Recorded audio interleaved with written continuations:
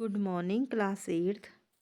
तो बच्चों, जो चैप्टर 13 है, हमने कुछ टॉपिक इसके पढ़े थे और अब हम इसकी टॉपिक की आगे रीडिंग करेंगे। तो एक्टिविटी 13.3 से हम आज स्टार्ट करेंगे इसका।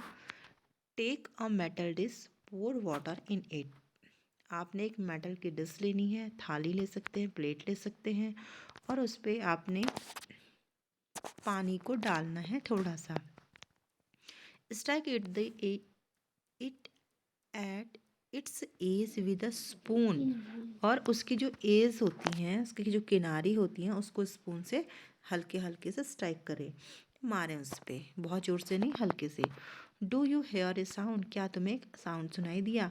Again strike the dish and then touch it. और दोबारा से स्ट्राइक करो, उसे हल्के से मारो और फिर टच करो, देखो उसमें क्या वाइब्रेशन आ रही है। Can you feel the dish vibrating? आपने देखना है कि जो डिश है या आपकी थाली है, क्या वो उसने वाइब्रेट किया। Strike the dish again, look at the surface of water. आप उसे फिर से स्ट्राइक करें, अब सरफेस जो वाटर उसमें आपने डाला था उसके सरफेस को देखें। Do you see any waves there? क्या आप उसमें कोई वेव्स देखते हैं? जैसे अगर पानी, जैसे आपकी बाल्टी है, बकेट रखी होती है, उसमें पानी होता है, वो बहुत ही शांत है, उसमें कोई वाइब्रेशन नहीं है। अगर आप हल्का सा भी उसको टच करते हैं तो उसमें क्या होते हैं कि गोल गोल तरंगें से निकलने लगती हैं, उन्हें वो क्या है, वाइब्रेशन है। तो उसी तरीके से क्या थाली में भी कोई किसी तरह का वाइब्रेशन हुआ, ये आपने चेक करना है। Now hold the dish. अब आपने डिश को क्या करना है, होल्ड करके रखना है। What change do you observe on surface of water? देखो कि जो सरफेस है वाटर का, उसमें क्या चेंजेस आए। Can you explain the change? क्या आप उस चेंज को एक्सप्लेन कर सकते हैं। Is there a hint to connect sound with the vibration of a body? तो यहाँ पे क्या है, एक हिंट दी गई है कि हम जो वस्तु है, कोई भी ऑब्जेक्ट है, उसके वाइब्रेशन को कैसे कनेक्ट कर सकते हैं। आपको फिगर 13.4 में दिखाया गया है कि कैसे करना है। अब हम इसे देख लेते हैं। We see that vibrating object produce sound. जो वाइब्रेटिंग ऑब्जेक्ट होते हैं वो साउंड को प्रोड्यूस करते हैं। इन अ सेम केस, ठीक उसी तरह, the vibration are easily visible to us. और वाइब्रेशन को हम क्या कर सकते हैं, इजीली विजिबल यानी कि देख सकते हैं या उसे फील कर सकते हैं। बट इन मोस्ट केसेस, बहुत सारे केसेस ऐसे होते हैं, they are amplitude is so small. जो उनके एम्पलीट्यूड का मतलब होता है आयाम, यानी कि कंपन या वाइब्रेशन जो होते हैं बहुत छोटे होते हैं। That we can not see them, हम उन्हें नहीं देख सकते हैं। However we can feel them, जबकि हम उन्हें फील तो कर सकते हैं लेकिन हम उन्हें देख नहीं सकते हैं। वो वाइब्रेशन इतने छोटे होते हैं या एम्पलीट्यूड इतने छोटे होते हैं। नेक्स्ट आप एक्टिविटी 13.4 में देखेंगे। Take a hollow coconut shell and make a musical instrument, एक तारा।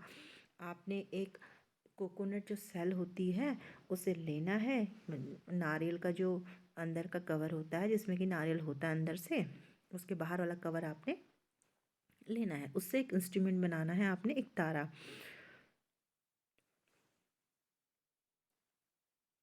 You can also make it with the help of an earthen pot. आप उसे एक मिट्टी के पॉट से या बर्तन से भी बना सकते हैं। Play this instrument and identify it's vibrating part. आपने उस इंस्ट्रूमेंट को आप प्ले करो और उसके वाइब्रेटिंग जो पार्ट है उसके बारे में देखो और उसे ऑब्जर्व करो। Make a list of familiar musical instrument and identify their vibrating part. आप जिन इंस्ट्रूमेंट को देखते हो या जिन्हें आप जानते हो, उन इंस्ट्रूमेंट को आप देखें और उनके वाइब्रेटिंग पार्ट्स को आप देखें। A few example are given in table. कुछ एग्जाम्पल जो हैं टेबल में दिए गए हैं। Complete rest of the table, और आप उस टेबल को कंप्लीट करेंगे। तो आपको टेबल यहाँ पे दी गई है, music instrument and their vibrating part आपको दिया गया है। यहाँ पे इसमें वीणा है, तो वीणा में जो वाइब्रेटिंग पार्ट होता है जहाँ से साउंड प्रोड्यूस होती है वो होता है स्ट्रेस्ड स्ट्रिंग। उसकी जो डोरी होती है उसे क्या करते हैं, स्ट्रेच करते हैं। और तबला स्ट्रेच्ड मेम्ब्रेन, और तबले में जो मेम्ब्रेन लगी होती है वो स्ट्रेच मेम्ब्रेन, वहाँ से इसमें हमें साउंड प्रोड्यूस होता है। बाकी के आप देखेंगे और टेबल को फिल करेंगे।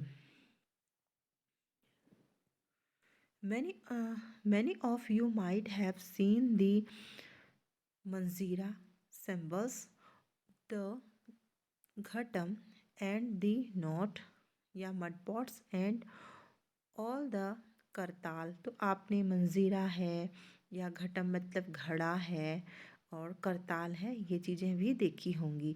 These musical instrument are commonly use in many part of our country. और ये म्यूजिकल इंस्ट्रूमेंट होते हैं ये हमारी कंट्री के विभिन्न जो डिफरेंट पार्ट हैं वहाँ पे यूज़ होते हैं, यूज़ किए जाते हैं। These instruments are simply beaten और स्ट्रक। इन जो इंस्ट्रूमेंट को या तो बीट किया जाता है या फिर स्ट्रक इन्हें खींचा जाता है, इनकी डोरी को खींचा जाता है। Can you name a few other musical instrument of this type. क्या आप इस तरह के किसी दूसरे म्यूजिकल इंस्ट्रूमेंट के बारे में भी बता सकते हैं। You too can make a musical instrument. आप भी इस तरीके से कोई भी म्यूजिकल इंस्ट्रूमेंट बना सकते हैं। आपको घटम और मंजीरा का जो पिक्चर है वो यहाँ पे दिया गया है। हम इसमें नेक्स्ट पेज देखते हैं, एक्टिविटी 13.5। इसमें आपने क्या क्या करना है कि take 6-8 bowls of tumblers, fill them with water up to different levels, increasing gradually from one end to other. Now take a pencil to the other. Now take a pencil and stick the bowls gently.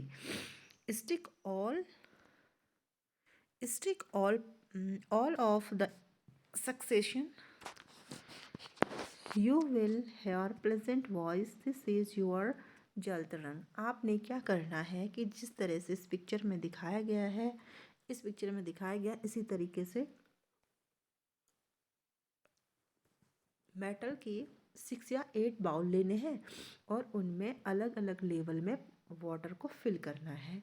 फिर आपने एक pencil लेनी है और उन्हें उसी order में आपने अपने सामने लगा देना है, चाहे इंक्रीजिंग में लगाओ या डिक्रीजिंग में लगाओ। और फिर आपने एक पेंसिल लेनी है और उस पेंसिल से उनको स्लोली बीट करना है या उन्हें स्ट्राइक करना है, मारना है उनके एक एज पे।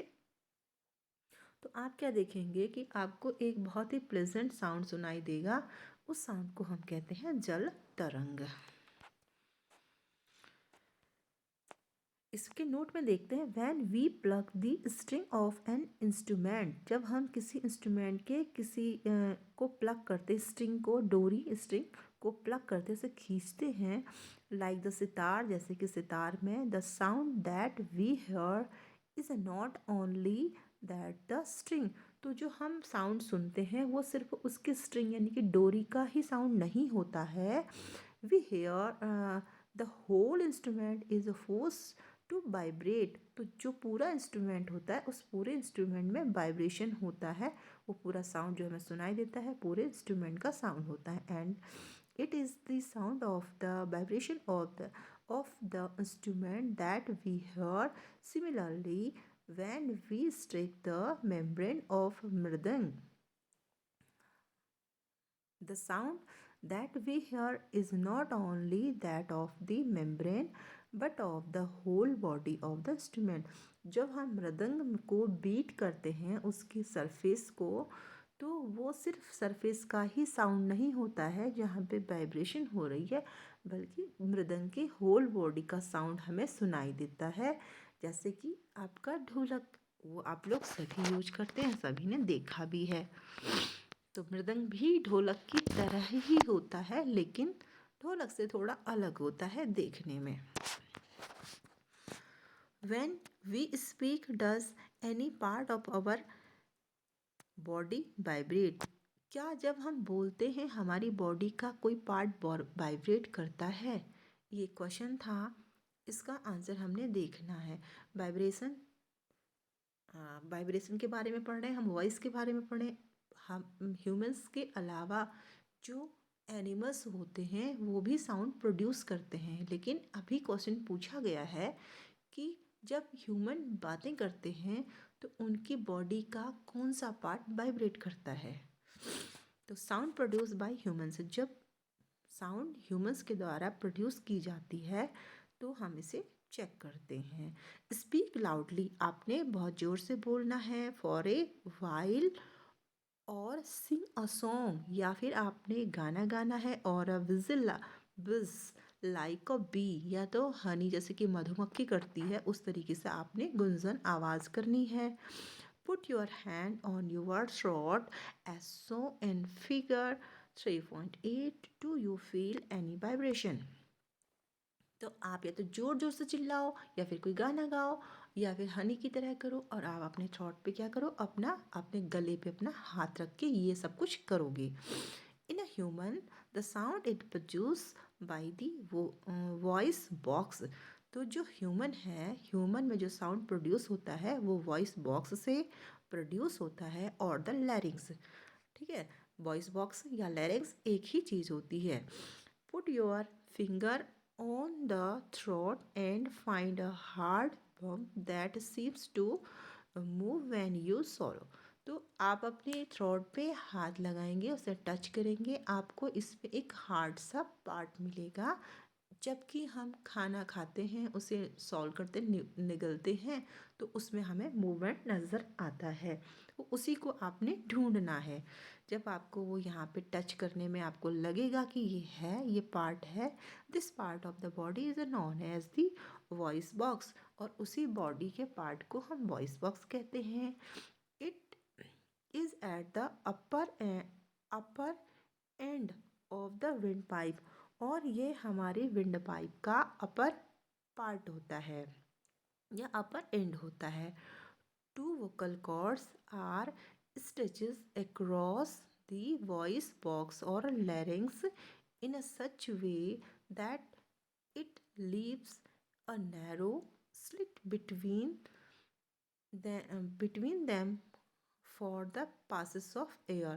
तो जो हमारा वोकल कॉर्ड होता है, वो vocal cord are stitched across the voice box के साथ में ऐसे स्टिच होता है, इस तरीके से चिपका होता है। लैरिक्स के और वॉइस बॉक्स एक ही चीज़ है कि सच एज द उनके बीच में क्या होता है, बहुत छोटी सी या पतली सी एक नैरो स्पेस होता है जिसमें से कि एयर अंदर बाहर पास हो सकती है। ये आपको पिक्चर में यहाँ पे दिखाई दे रहा है। Voice voice box in human में जो टच किया है वो दिखाई दे रहा है। When the lungs force air through the slit, तो जैसे ही हमारे लंग्स से विंड पाइप से बाहर को एयर आती है, स्लिट, दी वोकल कॉर्ड्स वाइब्रेट, तो जो हमारा वोकल कॉर्ड्स होता है वो वाइब्रेट करता है, उसमें वाइब्रेशन होती है, प्रोड्यूसिंग साउंड, और उसके बाद उसमें क्या निकलती है, साउंड निकलती है। Muscles attach to the vocal cord, और जो वोकल कॉर्ड से मसल्स जो होंगी वो अटैच होती हैं, चिपकी हुई रहती हैं। Can make the cord tight और लूज, और वो हमारी जो कॉर्ड होती है उसको या तो टाइट करते हैं या लूज करते हैं। When the vocal cord are tight then thin, तो जब वोकल कॉर्ड को हम क्या करेंगे, टाइट कर रखेंगे, तो साउंड जो होगी वो थिन आएगी। The type of quality of voice is different, इसलिए जो वॉइस की जो क्वालिटी होती है वो डिफरेंट होती है। From that when they are loose and thick, और जब हम मसल्स को लूज करके रखेंगे तो जो वॉइस होगी वो थिक होगी। Let us see how the vocal cords function, तो इस तरीके से हम क्या करेंगे, वोकल कॉर्ड के फंक्शंस को देखते हैं। एक्टिविटी 0.6 में हम देखते हैं कि वोकल कॉर्ड की एक्टिविटी कैसे होती है। आपने इसमें क्या करना है, take 2 rubber strip of the same size. आपने 2 रबर की स्ट्रिप्स लेनी है जो कि सेम साइज की होंगी। Place these 2 pieces one above the other and stretch them tight. और उन दोनों को एक दूसरे के ऊपर रखना है और उन्हें स्ट्रेच करना है, खींचना है जोर से, टाइट रखना है। Now blow air through the gap between them. और अब जो उनके बीच में जहाँ से आपने एक साथ रखे थे वहाँ पे से उस गैप में से आपने एयर को पास करना है। As the air blow through out the stretches rubber strip and sound is produce. तो उसमें से एक साउंड क्या होती है, प्रोड्यूस होती है। You can also take a piece of paper with a narrow slit and hold it between your finger as soon as in figure. और अब आप क्या करना है, उन दोनों रबर स्ट्रिप के बीच में एक पतला सा पेपर रखना है और उसे अपने फिंगर से ढंग से टाइट से पकड़ के रखना है। और आप उसमें साउंड फिर से आपने एयर पास करनी है। Now blow through the slit and listen to sound. और फिर से आप साउंड को सुनो। Our vocal cords produce sound in a similar manner. तो हमारा जो वोकल कॉर्ड होता है वो भी ठीक इसी तरीके से साउंड को प्रोड्यूस करता है। ना उसमें नोट देखेंगे हम। The vocal cord in a man are about 20 millimetre long. Man का जो वोकल कॉर्ड होता है वो 20 mm लॉन्ग होता है। In a women these are about 15 mm long. और वुमेन में ये कितना होता है, 15 mm लॉन्ग होता है। Childrens have a very short vocal cord. This is the reason why the voice of man, women and childrens are different. तो बच्चों अब हम इससे आगे नेक्स्ट वाले क्लास में देखेंगे। Okay, good bye.